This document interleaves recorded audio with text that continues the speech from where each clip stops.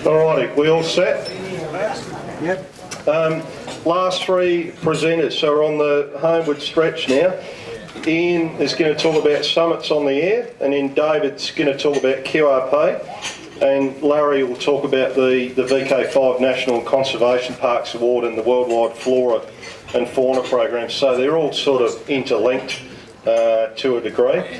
So Ian's your next presenter, VK5CZ, and as in Larry's come down from the Riverland, and Ian's come down from Clare. So I thank those two guys. I thank all the presenters. But Buddha, as he's known to some of us, I've activated a few summits with Buddha, and even though he's got a few years on me, the little bugger has quite often got to the top of the summits before me, except for one particular summit. And don't worry, I'm not going to tell too many war stories about that summit, Ian, but that was a day that I will never ever forget in my life. But Ian is fine, absolutely fine, but I kid you not, he got the worst case of gastro and vomiting and typhoid and syphilis in the entire lot, and no toilet paper, so he had to drive back with no underpants. And I can tell you that night in the four-wheel drive driving back to Burra was the worst night of my life, and I've had some pretty lousy ones. Had the bloody window wound down all the way because of the smell. Anyway, Ian's home QTH is at Clare, so he's 460 metres above sea level at home. First licensed in 1980, so he's been on the air for 34 years. He's active on bands from 80 through to 6, CW, SSB, some digital modes as well, plus 2 metres. He's 62 years of age, but I can tell you, going up those hills, you'd never think so. And he's a vineyard manager. He's the VK5 Soda manager here in South Australia, and a keen activator. Been a member of the WA since 1978, and into home brewing as well at home with a large collection of antennas. So Ian will talk to you about the Summits on the Air program. Thank you, Paul. I think I'm in trouble to shit myself after that.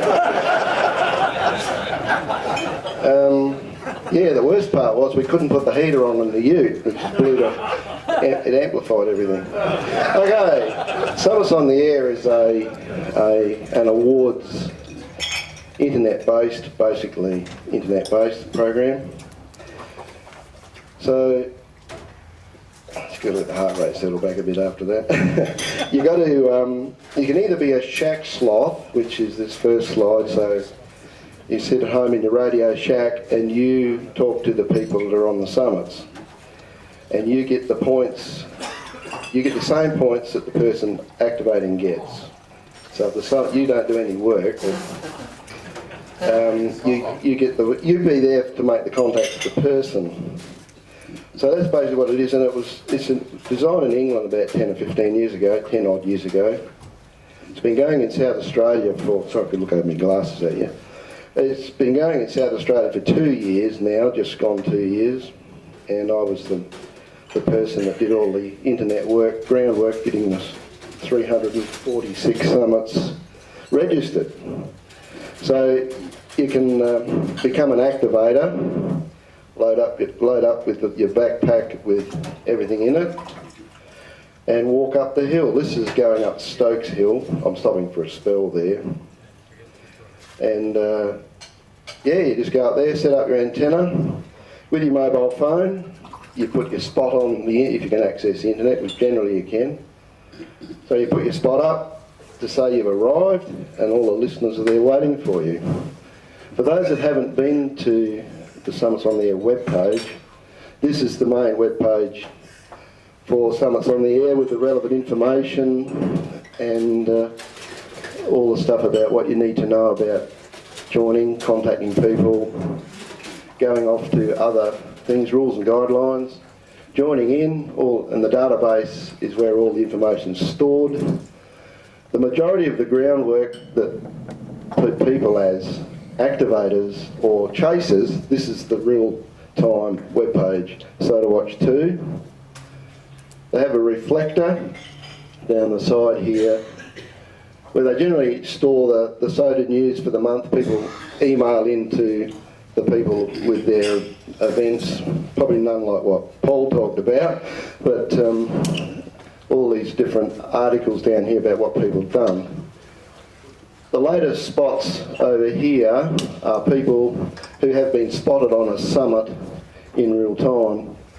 So just an example, the top one is VK3ZPF was on that VK3VN027 at 03. That's when he was last there, and he was on 40 metres on 7090. The up and coming activations are down below, so you can put them there. You can have an activation that you might want to do in 6 months' time. You can put it on there. That is a really good setup, and you can use your phone to put out your new spot. If you're going to change frequency, something's come up and you've got to pack up and go home, like the thunderstorm yesterday. Things like that. You just say, look, I've got to go, the lightning's coming. Or you're heading off to another summit.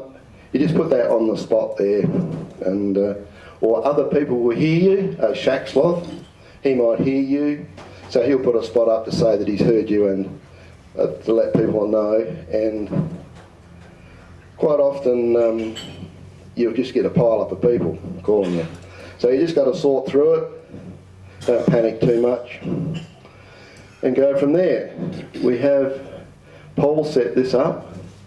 Paul's involved in this. I don't know if Paul actually set this up, but it's Yahoo groups for HF Pack, the Conservation Parks, Soda Australia. The soda management team around the world are on this Yahoo groups, and there's a North American soda group. So there's quite a few different people within this Yahoo groups that are all communicating with various things about stories and just talking generally about summits on the air. It's so it's about, that's how that's what I can show you about the internet part of it. I'll introduce that. I'm not real good on computers, you might have gathered. So you just go up the hill. When you get there, you get a good view. So you can see Devil's Peak, Richmond Hill, Mount Brown, Mount Remarkable, Mount J South, all from the one summit that I was on. That's Dutchman Stern Summit, or up there somewhere. We haven't actually ascertained exactly where that summit is yet. It's quite elusive. But anyhow, everyone makes an effort in good faith to go to the closest possible point. So you can take a friend. Huey's been great with finding out a lot about properties and landowners out east of Burra and up the Broken Hill Road, because Hugh's quite involved with the Hyson Trail, and he knows a lot of people in that area to seek permission. This one here was an amazing summit. That's Waite Hill. We get halfway up the side of this monstrous great rocky hill, and there's a gold mine up there. There's a car chassis with a V8 engine, and there's another car chassis here with another old engine, and I thought, who the bloody hell carried that engine up there where we were? We were, 150 metres above where the car was parked. Quite an amazing spot, the old Waite Hill. So then you've got to get some gear to take with you. So this is my KX3, and because I use LiPo or LIFE batteries, so I've got to have a balanced charger to charge it up. So you need a reasonable power supply in your Radio Shack to run that. That charger there, you pull 6 amps through that one. So you need a reasonable power source to plug it into when it charges, because it pulls a fair bit of current. And I'll use a doublet antenna there, 66-foot doublet, with that 300 ohm ribbon into the little ZM2. And this is my high-powered thing. And that's the tuner John's talking about, me tuning up on top of everyone there, that little tuner there. But what I did, I got my MFJ analyzer, took it out the backyard and worked out where the SWR was good, and then wrote it in the back of my logbook. So I put the inductors on H, and with an end-fed wire, one of those capacitors only tunes between the earth on the patch lead as far as I can ascertain. So you just peak the band noise, and then on CW, if you push the automatic CQ caller, the rig's calling CQ, you just tweak that and the SWR comes good with a bit of practice. Should I slow down? You need some OH&S equipment with you for on hills because you never know what the weather's going to do, although you know you generally check it before you head out, but something unforeseen can come through. So I've got a boffy bag, that's this yellow thing here, I can jump in that, not that I've used it. This black thing is a blow-up cushion. It is vital equipment. Sitting on a rocky hill somewhere, butt rot is not real good. You know, if you get a pile up for 40 minutes or longer, you know, you can be sitting in the one spot for quite a while, and we sort of activate in the winter time, so it's usually quite cold, so you get a bit stuck in the one spot, you might say. Woolly hat and a flyveil hat and a wind jacket, very important equipment. A good set of headphones, because of the wind noise you can't quite often hear. I found those quite good headphones, those ones there. A couple of bungee cords to put your squid pole up with. And in this little box has been to 60-something summits with me, and it has a Morse key, a palm paddle, a set of the earbuds, a few pencils. I never take biros, I always take pencils. And I have a little voltage dropping couple of diodes there that I can put in series with one of my LiPos that charges to about 16 volts when it's fully charged. So I use that in series with the power source, you know, so I don't put too much power into my KX3 or voltage. And I'm living the dream, so I'm fully loaded, my kit's ready to go. That's about 8 kilos when it's fully loaded. And I used to take a flask of coffee and stuff like that, but I sort of got over that after the straining up the hills. So I got a GPS, that's a little E-Trex, with the, you know, with the coordinates for the hill. But generally, you're walking up there, there's a trig point. But I've just done it for practice. I've tried APRS with that VX8, but it's pretty useless really, because you can't access the APRS very well with a handheld. Not where we go, we're too far away. But it is handy to have a 2 metre handy with you, because you can sing out on the repeater if you need to contact anyone, because where I go, there's Mount Arden, the Bluff are generally close by somewhere. And there I am, fully loaded, ready to go. I tried up the top of my squid pole there, I mounted the VX8 up there, hoping that it would be up above my head and access the BBS, the APRS a bit better, but it didn't. I never saw any hits on the internet when I got home, so I assume it didn't go that well. Possibly the hardest thing for us has been for us the groundwork to find the property owners, because in the southeast zone of our summits in South Australia, they're mostly on private land, so it's quite difficult to get access to a lot of the summits. And if we just go back in here, I'll show you our zones. This is the list. This is all the countries around the world that are taking part and are registered in summits on the air. So it's quite a few of them. I'm not sure exactly how many. We've got all states in Australia now, even some of the capital VK9 territories. So VK0 is possibly the only one that's not registered as for SOTA.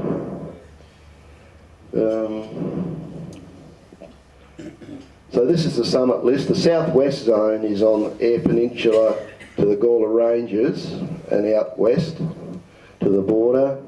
The southeast zone is down here where we are to Mount Gambier and up to the Bluff. The Bluff is not in the southeast, it's in north. So it's about Port Pirie. And out, some of the summits are out like Burra, Toddill Range. Northwest is in the Pitlands and most of the Gawler Ranges, and the Stewart Highway is sort of the boundary on that area. And the northeast zone is the Flinders and Gammons and some of all the summits out towards the border of Broken Hill Way. So yeah, it's there's 346 of those mothers in there, and I had to paste and copy them all in an Excel spreadsheet and send them off to England so they could approve what we want to do. So when you do your activating, you go out, you chase, I activate, then you want to enter it in your database so you can apply for the awards. So you go into the database, you log on, and then you put your entries in. So then you can view your results, and then my results are there, so my activators log is there, and all that sort of stuff. I haven't logged in, so it probably won't work. So, and then it shows, and you can store your information there from all the chasing you've done. So the basic ones are me activating, you chasing. I can claim points for summit to summit contacts. I'm on a summit, someone else is on a summit, we work one another. And I think we actually add up the points between both of us, so you can really accumulate a lot of points quickly. Chasing, you can accumulate points quickly, because if I want a 10 pointer, you get 10 points and I get 10 points, but I can only go there once a year and get 10 points. So I can't go back there next week and get another 10 points, but if you're chasing and someone else is there, you can get 10 points. So it's a bit of a, we say it's unfair, but it doesn't matter, that's how it goes. Some of my rarest or best activations, I did 3.5 hours to walk about 6 kilometres up Mount Jay south. My knee packed up, the hill was really, well, 3 or 4 hills are really steep. And I got up there, and this French bloke knew I was going there. So he went out all day Saturday, climbed up the mountains, stayed in a ski hut overnight, then went to the top of the summit, so he would be there for me when I got there at 07 UTC. Called CQ on CW on 20 metres, summit to summit. Summit, who's that? Okay. And it was this guy in Spain. That's the most amazing summit to summit I've had. I've had several summit to summits, and I've worked several others on summits in Europe and that. And I've worked Klaus from Germany on summit to summit, and a guy in, he's actually from Holland, but he goes over into the German mountains there somewhere. Yeah, so he's quite active, that guy. I've worked him. I've got 3 or 4 QSL cards on the wall at home for, you know, summit to summit contacts. Just show them the SE there, yeah, so they can see, say Mount Lofty. Okay, yep. Oh, let's go to. Good suggestion. I should have got up the other. There's another one that's in Firefox. I can't remember what it's called, but it shows you some of them. There's all the summits. My activations are in red, and I've chased these summits quite a bit. Mount Lofty's been chased 10 times. Mount Gawler's been chased 19 times. I don't know who would have been out there. And the only one that none of us have done in this zone is Pewsley Vale, because the guy won't let us go there. That's just Pewsley Vale Peak. So it's got 0 contacts on it. Mount Gawler is the most activated SOTA summit in Australia. And Mount Lofty's not far behind, that's 45. We really should, and we have been talking about, trying to possibly register a few more summits, because we don't know for sure whether this is 100% right. Well, that's right, people ask these questions. Prominence has been proven on these summits, but there may be others with better software and better methods today, because I know the New South Wales guys and those, they had a lot better software for defining summits than what we did with, oh, this looks a bit suspicious on Google Earth, and then going to the geoscience maps and chasing these bloody contours all over the place. So, you know, that's how it was done 2 years ago.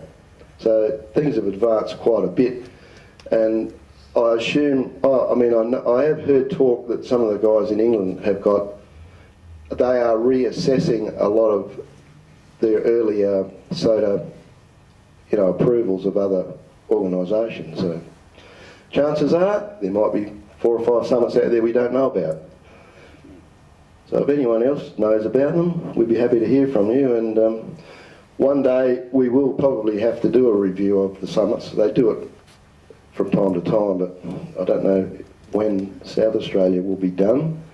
I'm not quite smart enough to do it, I don't think, but anyhow. So that was that, and this is just a view of from Mount New Campbell Hill near Jamestown. That's a magnificent spot up there. Paul and I went up there. We had to hide behind the stone wall out the wind. It was freezing cold. And sometimes you have to get an early start, as you can see there. Thanks for listening. Any questions?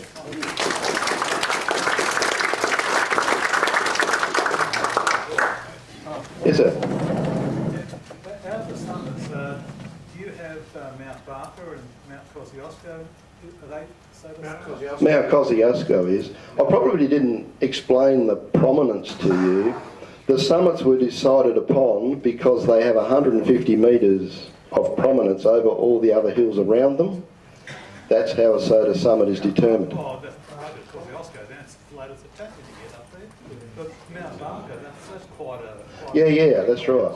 But there is a point on the northern saddle that the hilltop does not have prominence over that saddle on the northern side of Mount Barker, so it's not a summit. A lot of people don't understand prominence. It's a whole other discussion You can talk about it. I can say to you, the prominence is determined because the hill has 150 metres of, like that coffee cup, it has 150 metres of prominence over that table. Everything around it is lower. And if there's a saddle here that might be 135 metres below, it's not a summit. That's the trouble with Mount Monster. Sorry, yeah, Steve. Seeing South Australia is fairly flat in comparison to New South Wales and Yeah. Victoria, we're rather badly done by, aren't we? Well, I guess we are, but that's what we got. So I'm 62 years of age. I've been doing SOTA for 2 years. I've got 246 activation points. I need 1,000 to become a mountain goat.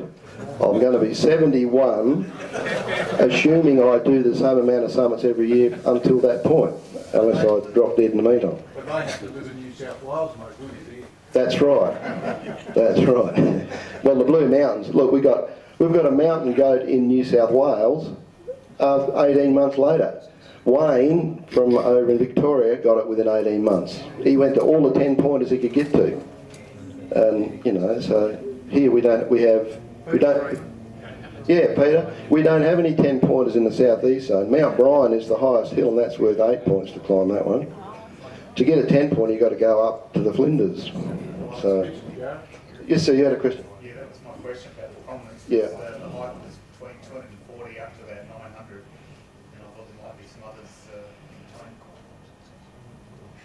Yeah, what you mean, Mount Barker? Yeah, Well, Mount Barker needs a bit of work. I've had a bit of a look at it, but where it goes off north of those vineyards up towards that other road that goes to Nan, there is a low spot there. You follow the water course. It really needs a bit better software to define it as opposed to poking around on Google Earth chasing contours. Just quickly tell them about Mount Barker.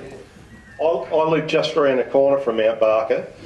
Mount Barker, I think, does qualify for SOTA, but people don't understand its prominence, right? They don't understand what prominence means. As Ian said, that for it to qualify for a summit, it has to have a minimum of 150 metres of prominence around it. So, as Ian said, you've got to follow the contour line around the summit from the very peak. It must drop away in all directions by 150 metres. All right. Now, it may well be that the saddle for that summit, as Ian said, it's a whole other discussion, we're getting behind time, but that saddle may well go for 10, 15, 20 kilometres. As long as the contour line drops below 150 metres or more, the summit qualifies. And with Mount Barker, it's on that northern side, isn't it? Because Ian and I have talked about it, but I've taken a whole lot of photos, and where I think it does qualify is the maps don't reflect it. Where they've cut the road, cut the freeway on the northern side of the summit. It now does. There's a sheer cliff face there. And Ian and I have talked about this before. We are going to invest in a bulldozer in a number of other summits. Dig it a bit deeper. That's Ulnina Hill. That's up near Yunta. Hugh and I went up there. 727 kilometres from when I drove out my driveway to when I got back home Sunday night. So, you know, you can do what you want with this game. It is fascinating. Okay, thanks a lot.